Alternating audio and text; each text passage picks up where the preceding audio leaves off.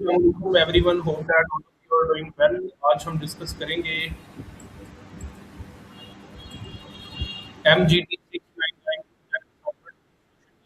Semester हमारा SP 2026 है।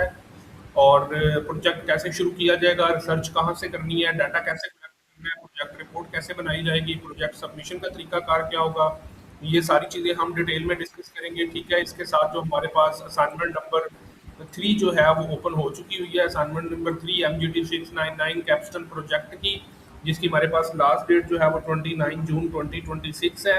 ठीक है, इसकी सोल्यूशन के हवाले से वीडियो के नेक्स्ट पार्ट के अंदर आपको सारी डिटेल प्रोवाइड की जाएगी। अगर आपको किसी भी किस्म की हेल्प चाहिए, कोई भी इशू हो, तो आप हमारे साथ कॉन्टैक्ट कर सकते हैं। अस्सलाम वालेकुम everyone, hope that all of you are doing well. आज हम डिस्कस करेंगे MGT 662 फाइनल प्रोजेक्ट 2 के हवाले से। प्रीवियस सेमेस्टर के अंदर हमने MGT 662 फाइनल प्रोजेक्ट 1 के हवाले से जितनी भी वीडियोस थी, सारा टॉपिक, प्रपोजल, आपकी लिटरेचर, मेथोडोलॉजी, सबके ऊपर वीडियोस बनाई थी।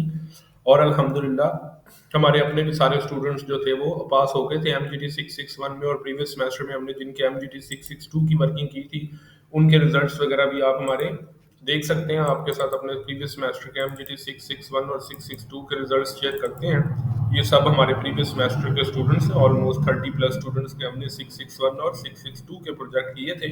आप देख सकते हैं प्रोजेक्ट और इंटर्नशिप रिपोर्ट्स के रिजल्ट। MGT 661 इंटर्नशिप का हमने किया था, ये स्टूडेंट पास है।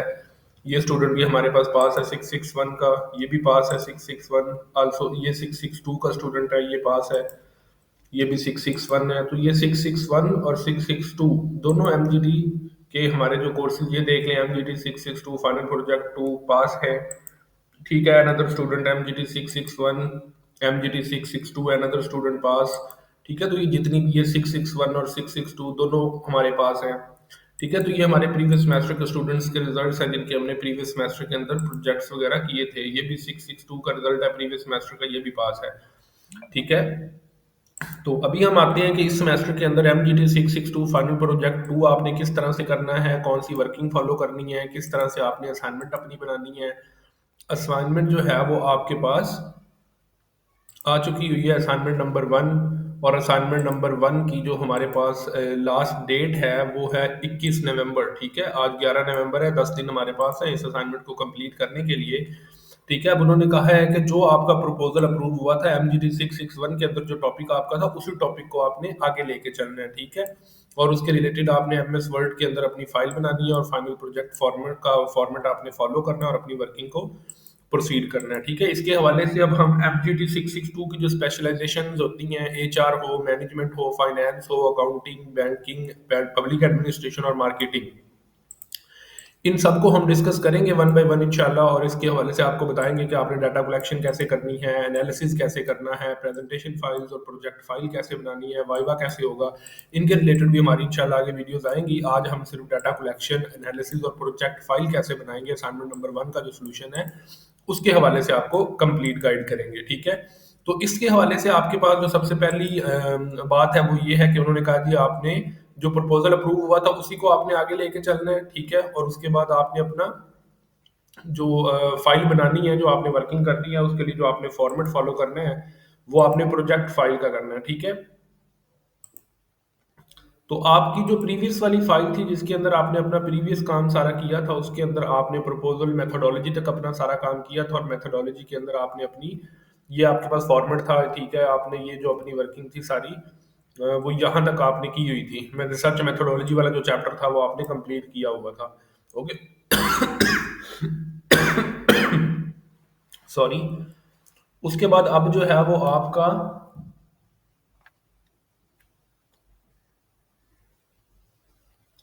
उसके बाद अब जो है वो आपका चैप्टर आ रहा है, चैप्टर नंबर 4, जो कि डाटा एनालिसिस है। लेकिन डाटा एनालिसिस आपने करना, डाटा कौन सा आपके पास होगा, यहाँ तक आपने अपनी जो वर्किंग की थी। और यहाँ पे आपने मेंशन किया था कलेक्शन टूल के अंदर, विच टूल विल यूज, आपने मेंशन किया होगा कि आप क्वेश्चनर यूज करोगे, स्ट्रक्चर इंटरव्यू यूज करोगे, या कुछ भी यूज करोगे।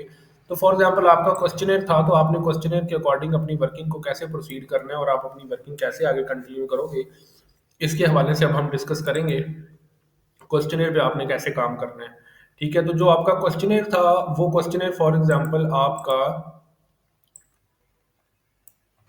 इस तरह से आपने कोई भी क्वेश्चनर जो है वो अपना सेट किया था, ठीक है। ये आपका क्वेश्चनर था, कुछ आपने डेमोग्राफिक्स पूछे थे, फिर आपने कुछ ये जो अपने वेरिएबल्स के ऊपर डिफरेंट अपनी स्टेटमेंट्स आइटम्स लिखी थी, ये आपका क्वेश्चनर था, ठीक है। अब आपने ये जो अपना क्वेश्चनर है ये आपने उन लोगों से फिल करवाना है जो कि आपने अपनी प्रोजेक्ट फाइल के अंदर मेंशन किए थे, ठीक है। कि आपका जो सैंपल साइज था फॉर एग्जांपल वो आपने मेंशन किया था 200, तो आपने उन 200 लोगों से ये वाले क्वेश्चंस फिल करवाने हैं, ठीक है। और ये जो आप डाटा करोगे कलेक्ट, इसी को आप डाटा कलेक्शन कहते हो, ठीक है। अब इसको करने के डिफरेंट मेथड्स होते हैं।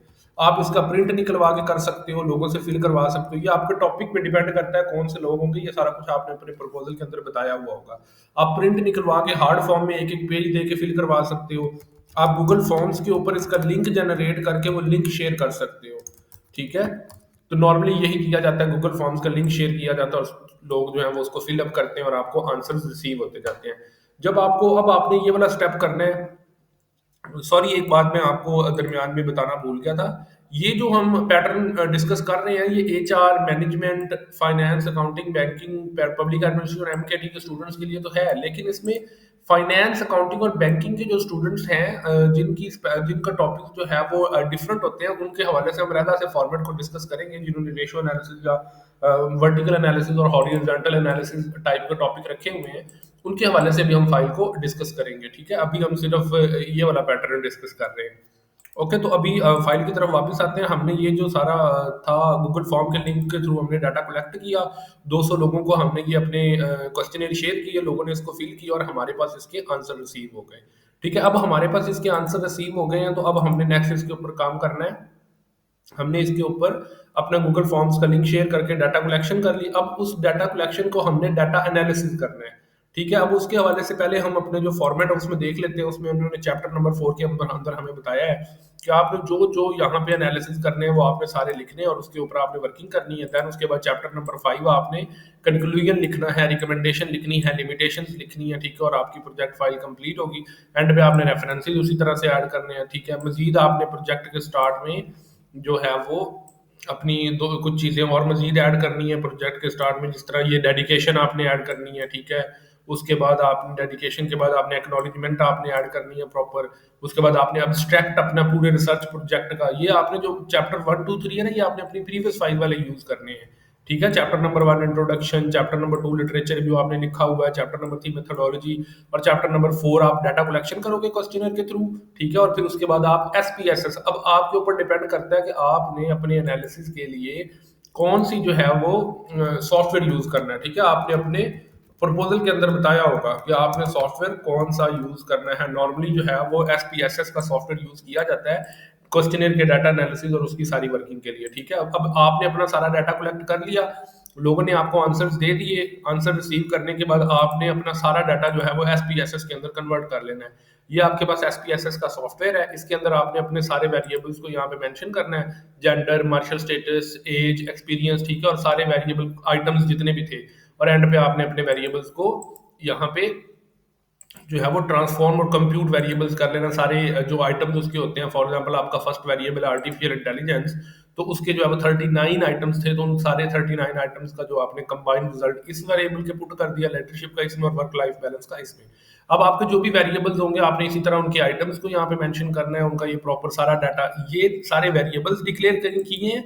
और फिर उन 200 लोगों से जो आपको आंसर रिसीव हुए हैं उन सब का डेटा ये देखिए आपने यहाँ पे उसको फिल अप किया है, ठीक है। वो सारा डेटा आपने एसपीएसएस के अंदर यहाँ पे 200 लोगों का, 300 लोगों का या 150 लोगों का, जो भी आपका सैंपल साइज होगा, इस स्टूडेंट का हमारा 234 सैंपल साइज था, तो 234 एंट्रीज हुई हैं, ठीक है।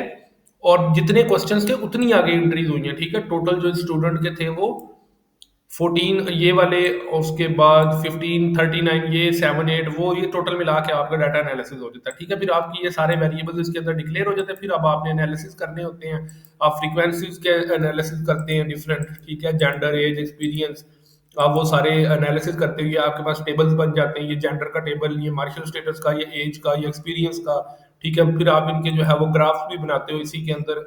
फिर आप ग्राफ्स बनाने के लिए फ्रीक्वेंसीज के साथ आप उनके जो है वो चार्ट्स को भी मेंशन करते हो। आप उसमें है जो बार चार्ट आप शो करते हो, ठीक है, कंटिन्यू होके करते हैं। तो हमारे पास ये देखें, इन सब के जो है वो टेबल्स के साथ साथ ये ग्राफ भी बन जाते हैं, ठीक है। फिर हम यहाँ से टेबल और ग्राफ को कॉपी पेस्ट करते हैं और अपनी वर्ड की जो फाइल हम प्रोजेक्ट फाइल हम बना रहे होते हैं चैप्टर नंबर 4 के अंदर इन सब चीज़ों को हम देखिए यहाँ पे पेस्ट करते हैं। ठीक है, ये चैप्टर नंबर 4 हमारे पास आ गया। ठीक है, ये चैप्टर 4, इसके अंदर हमने वो सारी चीज़ें अपने table one by one paste करने होते हैं और नीचे हमने उनको एक्सप्लेन करना होता है, एक्सप्लेनेशन लिखनी होती है। ठीक है, ये आपके डेमोग्राफिक्स के होते हैं। फिर इसी तरह से आप आगे रिलायबिलिटी फाइंड आउट करते हो। रिलायबिलिटी फिर आप सारी फाइंड आउट करते हो। रिलायबिलिटी के अंदर आप अपने सारे स्टेप्स को फॉलो करते हो। आप कौन कौन से वेरिएबल्स की रिलायबिलिटी फाइंड आउट कर रहे हो, आप वो सारी रिलायबिलिटी को देखें इस तरह से फाइंड आउट करते हैं। 39 आइटम से उनकी रिलायबिलिटी 0.779 है। फिर आप इस टेबल को भी कॉपी करते हो यहाँ से। ठीक है, और इधर पेस्ट करते हो और अपनी एक्सप्लेनेशन यहाँ पे देते हो। ठीक है, इस तरह से आपके ये टेबल्स बनते हैं। फिर इसी तरह से आप एसपीएसएस के अंदर डिस्क्रिप्टिव स्टेटिस्टिक्स करते हो। फिर वहां पे आप जो है वो कोरिलेशन का कंप्लीट एनालिसिस करते हो। उसके ऊपर आप टेबल्स बनाते हो, पेस्ट करते हो। देन उसके बाद आप कोरिलेशन रिग्रेशन का टेबल आप बनाते हो, मॉडल समरी, अनोवा। उसके बाद आप कोफिशिएंट के ये सारे टेबल्स भी आपने एसपीएसएस के अंदर यहाँ पे बनाने होते हैं। ठीक है, फॉर एग्जांपल आपने कोरिलेशन का बनाना है तो आप कोरिलेशन में इसके जो वेरिएबल्स हैं आप उनको सिलेक्ट करेंगे। ठीक है, आप अपना कोरिलेशन का जो एनालिसिस सारा कंप्लीट करेंगे। कोरिलेशन का टेबल आपके पास बन जाएगा। आपने जो है वो रिग्रेशन का टेबल बनाना है। रिग्रेशन में आप लीनियर रिग्रेशन को सिलेक्ट करते हो। आप अपने इंडिपेंडेंट वेरिएबल को सिलेक्ट करते हो। आप अपने डिपेंडेंट वेरिएबल को सिलेक्ट करते हो। आप अपना एनालिसिस करते हो। आपके पास मॉडल समरी, अनोवा और कॉफिशिएंट का टेबल बन जाता है। आप इनको भी एक्सप्लेन करते हो और अपनी फाइल के अंदर पुट करते हो। जितने भी आपके वेरिएबल्स, अब वेरिएबल्स एक भी हो सकता है, दो भी, तीन भी, चार भी, जितने भी डिपेंडेंट और इंडिपेंडेंट होंगे उतने आपके एनालिसिस बनेंगे। फिर उसके बाद आप डिस्कशन का चैप्टर पूरा लिखोगे। डिस्कशन का चैप्टर लिखने के बाद फिर आप कंक्लूजन वाला चैप्टर लिखोगे। फिर उसके बाद आप अपना रिकमेंडेशन वाला चैप्टर लिखोगे और एट द एंड आप अपना लिमिटेशंस वाला चैप्टर लिखोगे और फिर एट द एंड आप अपने रेफरेंसेस अटैच करोगे और फिर उसके बाद आप अपने जो क्वेश्चन है आप उसी को मेंशन कर दोगे। इस तरह से जो आपकी प्रोजेक्ट फाइल है ये सारी कंप्लीट हो जाएगी। ठीक है, ये स्टार्टिंग के अंदर आपने लेटर ऑफ अंडरटेकिंग भी लगाना होता है। ये एक पेज होता है, इसका आपने प्रिंट लेकर स्टूडेंट ने खुद ही इसको फिल करना होता है, यहाँ पे अटैच करना होता है। एक्नॉलेजमेंट ये लिखी हुई है। ठीक है, उसके बाद एब्स्ट्रैक्ट आपने कंप्लीट लिखना है। ये सारी चीजें आपने इस तरह से ऐड अप करनी होती है टेबल ऑफ कंटेंट। और फिर यहीं से चैप्टर नंबर 1 वही पिछले सेमेस्टर वाला एमजीटी 661 वाला स्टार्ट होगा। इस तरह आपकी प्रोजेक्ट फाइल ये सारी कंप्लीट होती है। ये सारा काम आपने करना होता है। ठीक है, यहाँ तक जो सारी चीजें थी जो हमने डिस्कस की हैं वो सारी थी आपके क्वेश्चनर बेस्ड एनालिसिस और क्वांटिटेटिव सर्वे के ऊपर। अब कुछ फाइनेंस, अकाउंटिंग और बैंकिंग के स्टूडेंट्स होते हैं जिनकी जो है वो टॉपिक्स जो है वो एनालिसिस के रिलेटेड होते हैं।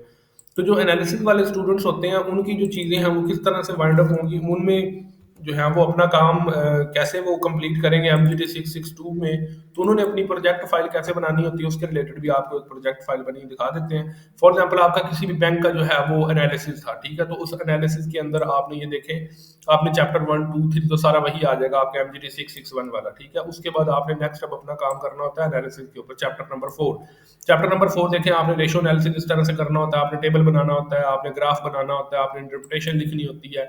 आप सारा उसका एनालिसिस करते हो। जितने भी आपके वो वेरिएबल्स होते हैं आप उनके अकॉर्डिंग इस चीज को सारे को अकाउंटिंग, फाइनेंस, और ये डिपेंड करता है आपके टॉपिक के ऊपर आपने किस तरह का टॉपिक सिलेक्ट किया। अगर आपका analysis based ratio analysis, vertical analysis, horizontal analysis, ये देखें आगे आपके पास हॉरिजॉन्टल एनालिसिस आ गया, वर्टिकल एनालिसिस आ गया, इंडस्ट्री एनालिसिस आ गया। ये सारे एनालिसिस जो आपने करने हैं, फिर एंड पे इसके भी कंक्लूजन, रिकमेंडेशन और लिमिटेशन के चैप्टर्स आ जाते हैं और एट द एंड रेफरेंसेस। इस तरह से आपका ये वाला काम भी कंप्लीट हो जाता है। ठीक है, तो ये इसका सारा क्राइटेरिया होता है। अब इसके हवाले से मजीद अगर आपका कोई भी क्वेश्चन है, आपको किसी भी पॉइंट की समझ नहीं आती, या आप कुछ भी डिस्कस करना चाहते हैं, या आप पेड सर्विसेज लेना चाहते हैं, आप हमारे व्हाट्सअप नंबर के ऊपर कॉन्टैक्ट कर सकते हैं। इंशाल्लाह आपको ईच एंड एवरीथिंग के हवाले से प्रॉपर गाइड किया जाएगा और आपकी जो कोई भी प्रॉब्लम्स होंगी उनको सॉल्व किया जाएगा। Thank you so much for your time. अल्लाह हाफिज़।